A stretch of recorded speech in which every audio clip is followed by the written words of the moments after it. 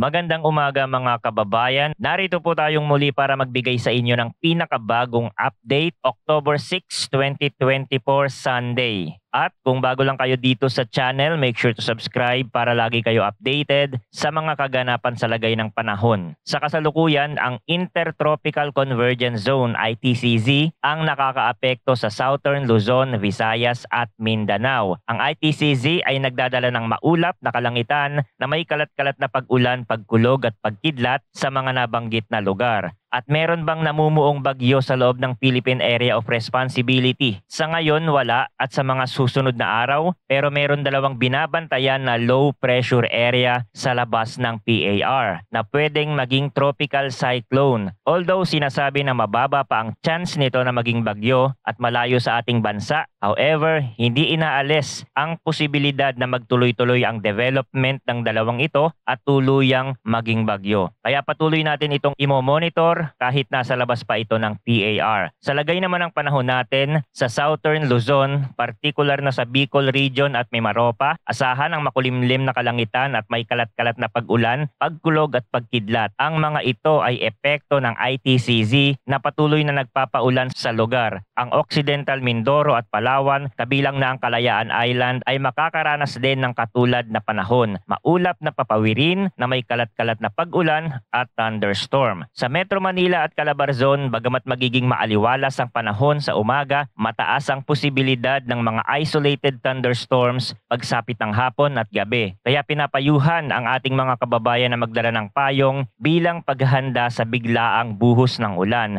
Ang temperatura sa Metro Manila ay maglalaro sa 24 degrees Celsius hanggang 31 degrees Celsius. Sa natitirang bahagi ng Luzon, lalo na sa Northern Luzon, posibleng makaranas din ng biglaang pag-ulan at dulot naman ng easterlies. Maging alerto sa mga thunderstorm na maaaring magdulot ng pagbaha sa mga low-lying areas. Ang mga lugar tulad ng Baguio ay makakaranas ng mas malamig na temperatura na maglalaro sa pagitan ng 17 degrees Celsius hanggang 24 degrees Celsius. Ang buong Visayas kasama na ang Palawan, kabilang ang Kalayaan Island at Occidental Mindoro ay makakaranas ng bahagyang maulap hanggang maulap na kalangitan na may kalat-kalat na pag-ulan at thunderstorms. Ito ay direktang epekto ng ITCZ, kaya asahan natin lalo na sa hapon na magkakaroon ng mga localized thunderstorms. Maging handa sa posibilidad ng flash floods sa mga mabababang lugar o sa mga lugar na madaling bahain. Sa Mindanao, partikular na sa Northern Mindanao at Caraga Region, magiging maulap hanggang sa maulap ang kalangitan at may kalat-kalat na pag-ulan,